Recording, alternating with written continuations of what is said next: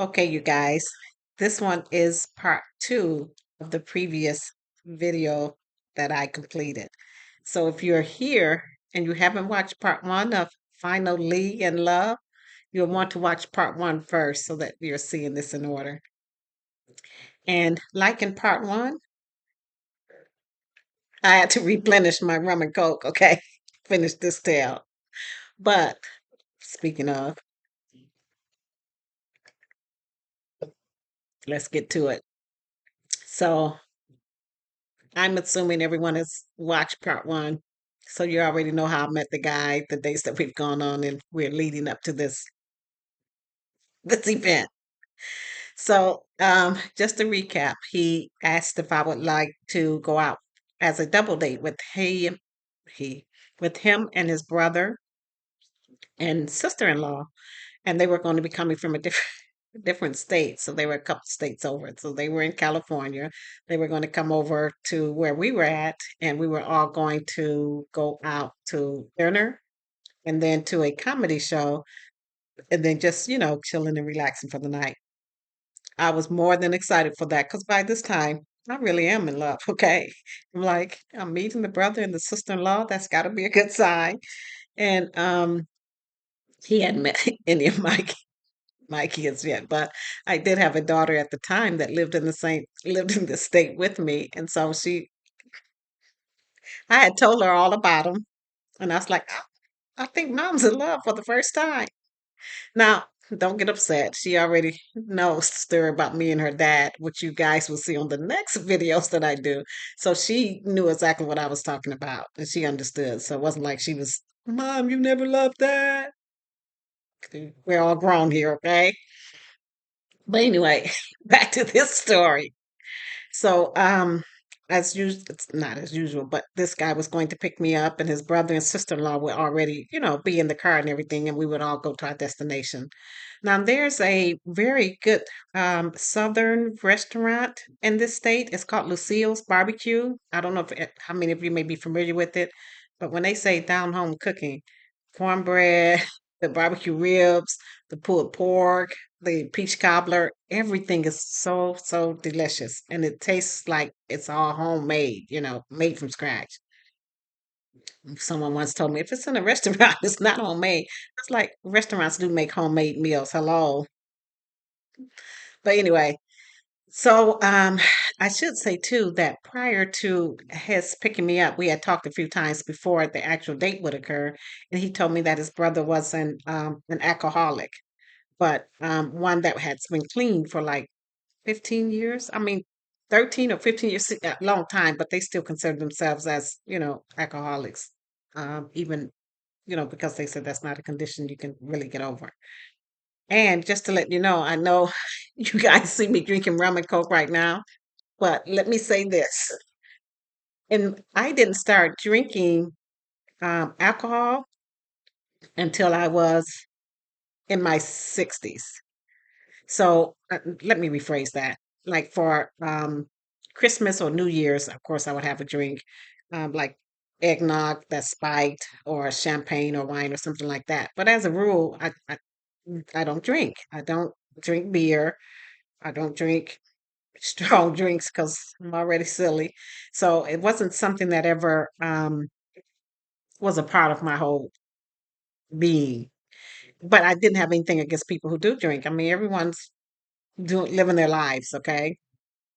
Although my not drinking may have something to do with my mother having been, should I say this word, an alcoholic, a functioning one, and my dad owning a bar. So I saw what drinking can do to people, and I was like, I do not want any part of that.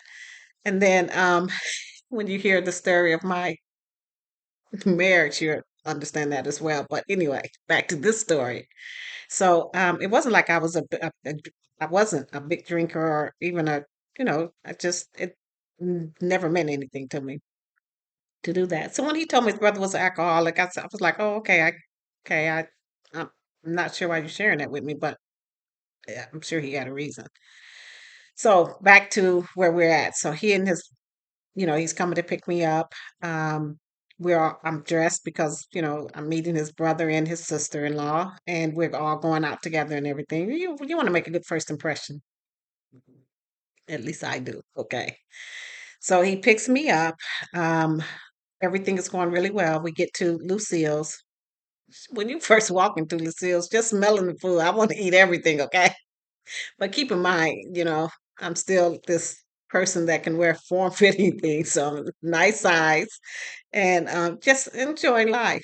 So we get to Lucille's, and everyone's putting their orders in and everything, and I put mine in, and I have to tell you, I am a ribs freak. There's a restaurant here where I go to where they serve ribs on Saturday. Guess who's there on Saturdays? But I really like a good rib meal, ribs, macaroni and cheese, collard greens, cornbread, that kind of thing.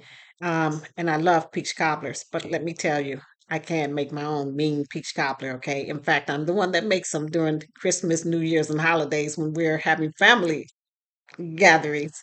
So, and everyone, they're good peach cobblers. What can I say? But anyway, we get to the restaurant and we've made our orders and everyone's enjoying themselves. His brother says to me, "Hey, Sherry, my brother has talked a lot about you. I couldn't wait to meet you." He said, "And I have a surprise for you." So I'm like, "Oh, dang, even the brother has a surprise?" Girls, I'm in love with the right guy, okay? And the brother says, he says you're from Motown.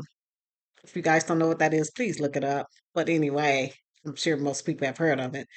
And he said, and I know you like music, which, as I've said before in the previous video, music, movies, plays, concerts, all of those things are important to me because that's what I grew up on and that's what I love. And let me say this: I was the only one in my group that loved that kind of stuff. But it's Detroit, so most people were like into other things like weed, um, uh, hanging out, getting into trouble. That wasn't my crowd, so I just kind of stayed home, read, watched Twilight Zone, and things like that, where you can learn some lessons in life. But he said, "I heard you're from Motown, and so I made you a CD, a compilation of songs that I think you would like." Guys, he had the Temptations, the Spinners, the Manhattans, all of the greats on the CD. And I'm like, no, his brother didn't go through all the trouble to make me a personalized CD. Maybe that doesn't mean anything to some of you out there, but I was like, his brother did that for me. I mean, anyway, I was just shocked. And then his wife said to me, she said, "Girl, you're not going to believe how long it took him to make that, too. He had to look up number one hits and, go back in the day and everything." He was so excited. So I was so touched that his brother thought enough about his brother's date that he would give her a surprise like that. So I do want to say that because there aren't too many times in life when we can see other people put forth an effort, and then people who don't have anything to benefit from it to put forth an effort and do that. I mean, that was really sweet. So, geez, I was like, couldn't believe it. So as we were ordering dinner, I actually ordered a drink because remember, if you watched any of my other videos, when I'm out, and especially when I'm with people of the opposite sex, I do not have more than one drink because I do not. I want to make sure I stay in control of the situation and the night and the event and that kind of thing. So I ordered me one drink, and not thinking that he had told me his brother is an alcoholic. But if I'm going to be honest, someone else being an alcoholic should not dictate whether I have a drink or not. They need to control what they're doing. But I just wanted to say that because you'll see later on how that may have played a part in what happened. But anyway, and I was the only one. He didn't order one, the brother didn't order one, and neither did the wife. So I was like, okay. But we had a good time, enjoyed our meal, our delicious meal, I should say. And then we went to go to see Paul Mooney. So I mentioned that in the prior video because Paul Mooney was the comedian that we went to go see. And he's really raw, really out there. Okay. He's a black comedian. I'm not even sure if he's alive anymore. I'm not sure, but he was funny as hell. Now, you have to understand that I believe that comedians should have the option and the right to make anything a joke. I don't have to think that everything is funny, and I can be hurt, disappointed, offended by some jokes. But then there are other ones that would laugh at or things like that.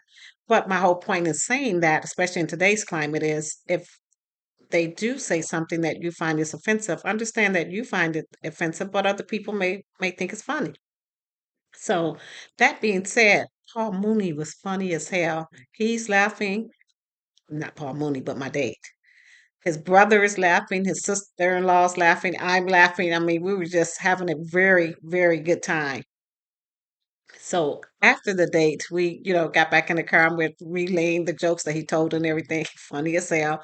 And I'm like, this is like one of the best dates I've ever been on, especially meeting someone's family members. You know what I'm saying? Because usually you're nervous, you're more reserved, you're kind of guarded, you're wondering what they think about you and all of that. So it was really a nice, very nice time.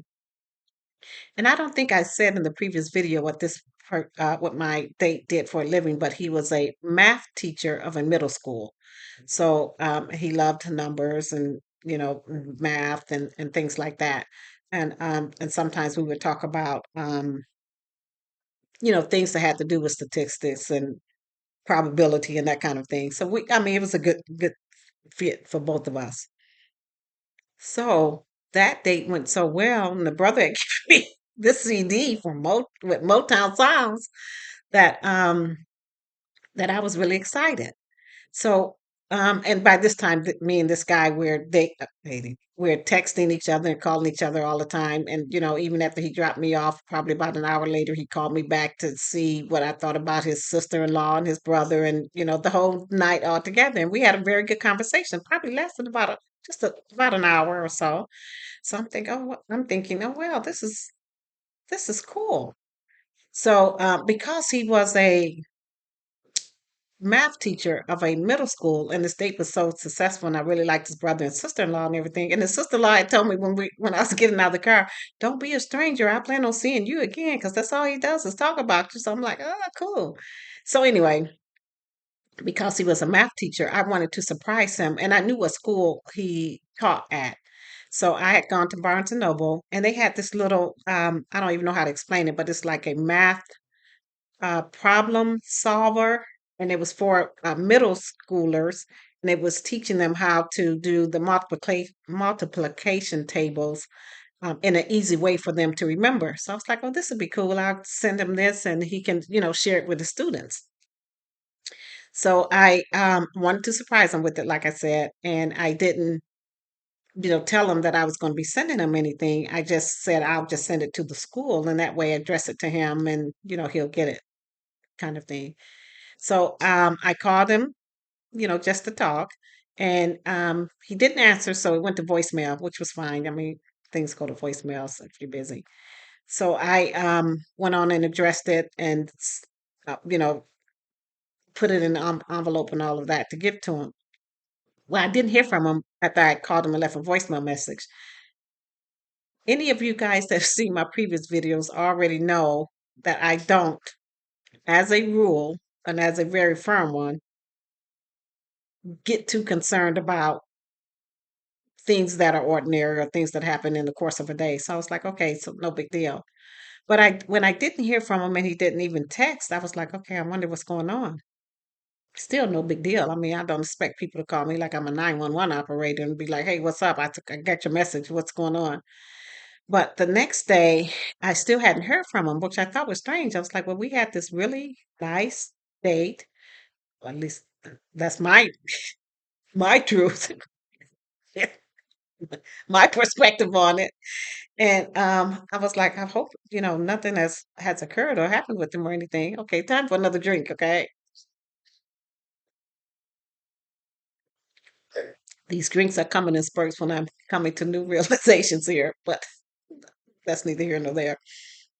So I waited, I think the next day I didn't send anything because I was like, well, if it is something going on, he'll need time to respond or whatever.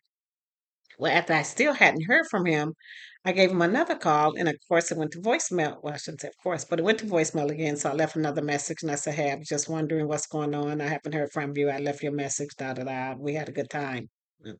Again, I'm thinking we did. So, nothing, nada. I mean, no response. So the third or fourth day when I hadn't heard from him, being silly like me, I'm thinking, okay, I've already bought this gift, so I'm at least going to send that to him because I'm not going to take it back. And it's something he can still share with his students. And remember, I'm not the kind to freak out or be like, what the hell did I do? What's going on? Or anything like that. So I sent him that, but I did put a letter in it. And it wasn't a mean one because, again, if you know me, I don't do I'm not mad, I'm not upset, I'm not angry, I'm not trying to get revenge or anything. I just put in there something to the effect of, I've called you a few times and left voicemail messages, and it's apparent because about this time, a week later, it's apparent that something has gone on with you where you've decided not to pursue this, but I had already bought this gift prior to that, and I wanted you to still have it. So I sent that to a school and addressed it to him, and it was never returned to me, so I'm assuming that he received it, and still no response. So at this time I was like, how does this happen just when I've fallen in love finally for the first time in my life? And I was just and I wasn't like, oh, well, you'll find out real soon that I'm not devastated over any kind of relationship that doesn't work out. You'll see that when I tell you about my marriage, okay? And that's in the next video. But my thing is, well, it's a lot of things. First, let me say I never in my entire life chased after a man. Because for me, if you're chasing them, that means they're running. If they're running, they're not looking to get caught. And they really do not have to worry about me chasing their asses, okay? That's number one for me. Number two, in my entire life, and I'm 65 now, so I'll be 66 this year. Just going to be strange. I'm finally what the old people are. And it's really funny because, well, it's just funny. But where was I going with this? I don't chase guys. And so for me, I don't get that whole I'm lonely, I need to be loved. I've never had that. And it may be because, I mean, a lot of things are due to how we've perceived things from our childhood. And for me, my mom and dad, for first, let me say this, my mother and father were married twice and divorced twice. So they were married, of course, prior to having me and my siblings. And then they got divorced when I was about four, 4 or 5. And then a few years later, they got back together and got remarried. And then they got divorced again. And my father did not live far from us, like actually walking distance in Detroit. So we can sometimes walk over to his house and everything. And we did that a few times, we meaning me and my siblings. But it was clear to me, well, see, here we go with that her truth, his truth, the perception of the truth.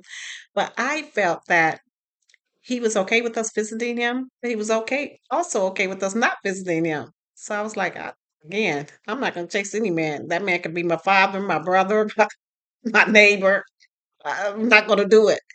So while my siblings continued to, sometimes they would walk over to his house, sometimes they would catch the bus to his house. They would be like, hey, do you want to go visit dad? I was like, no. Does he want to visit us? Shit.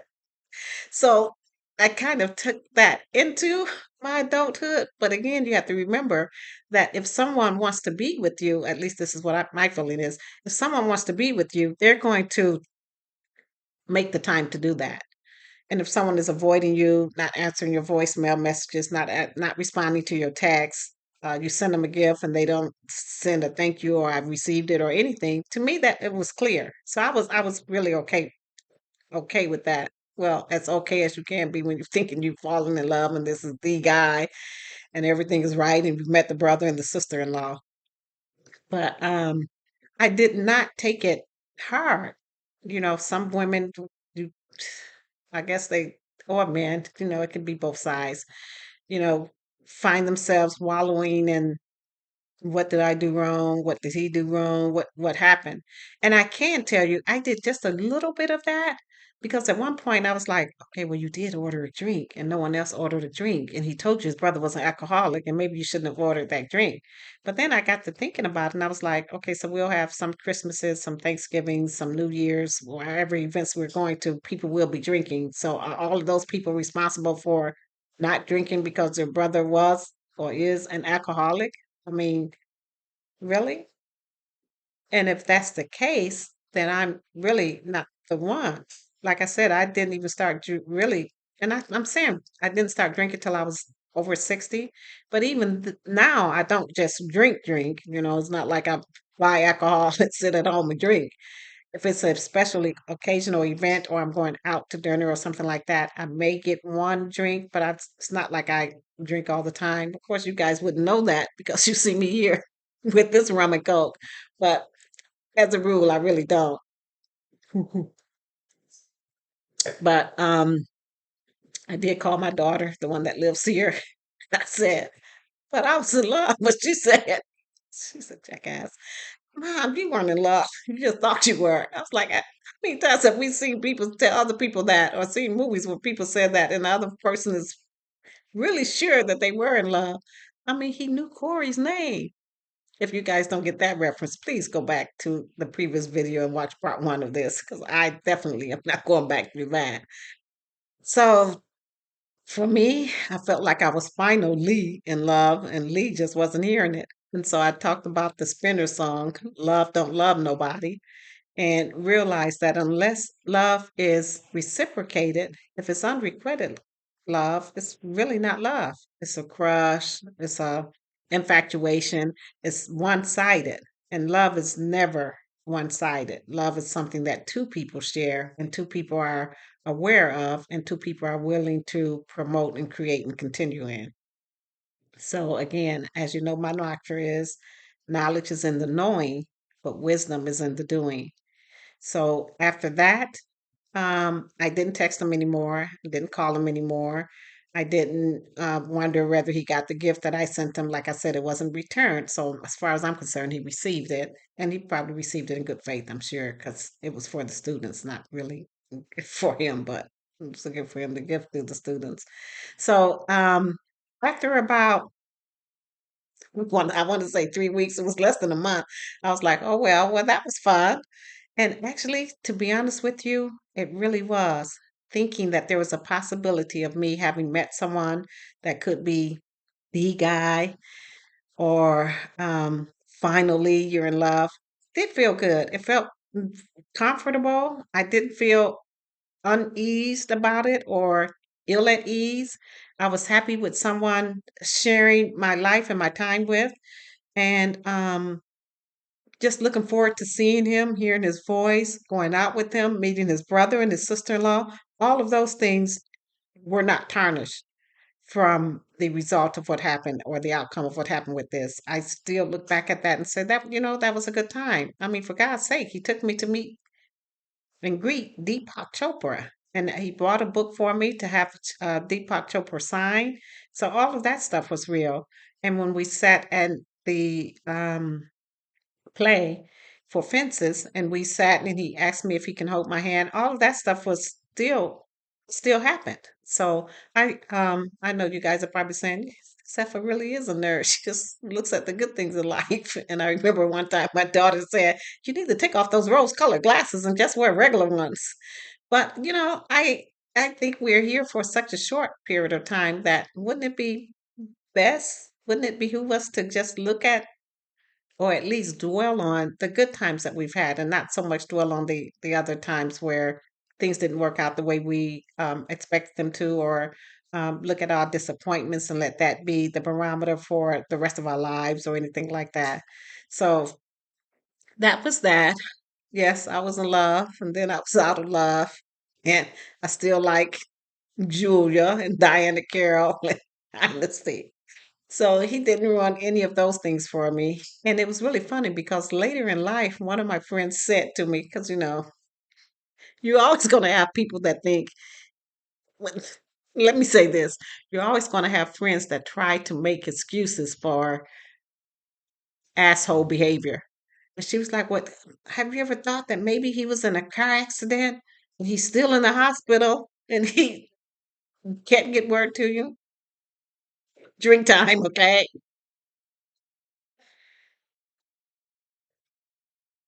No, because he he and I were seeing each other, he had taken himself off of the dating site and I had taken myself off because if you're not available, you're not available. But I looked back at it and he was back on it. So no, he wasn't in a car accident. He wasn't immobile. He wasn't so devastatingly injured that he couldn't contact me, which is fine. Again, we all have to live our lives, and whatever his reasoning was, that was his reasoning. I wasn't going to try to spend the next year trying to figure out what went wrong, what I said, how he interpreted anything, because if you don't have the communication there to begin with, it really doesn't matter. So that was my story with feeling like I had fallen in love for the first time in life. And I am really okay with that. And I still say that is the first time that I actually fell in love. But of course, again, remember, I also said it's not love if it's not reciprocated. So there you have it. Thanks, you guys. On the next ones, I'm going to talk actually about my marriage. So you'll get the full scope and the full spectrum of all of these prior videos that I've had, all of these dates that I've had, and you'll probably have a better understanding of what occurred in my life and the lessons that I've learned. So please like and subscribe, and let me know down in the comments what you would have done differently if you hadn't heard from someone. And I know there's a new term now. Well, it's not so new today in 2025, but of having been ghosted and you're thinking you're on the same page with someone and they no longer contact you or anything. So, yeah, all of that is real. So, okay, thanks. See you later.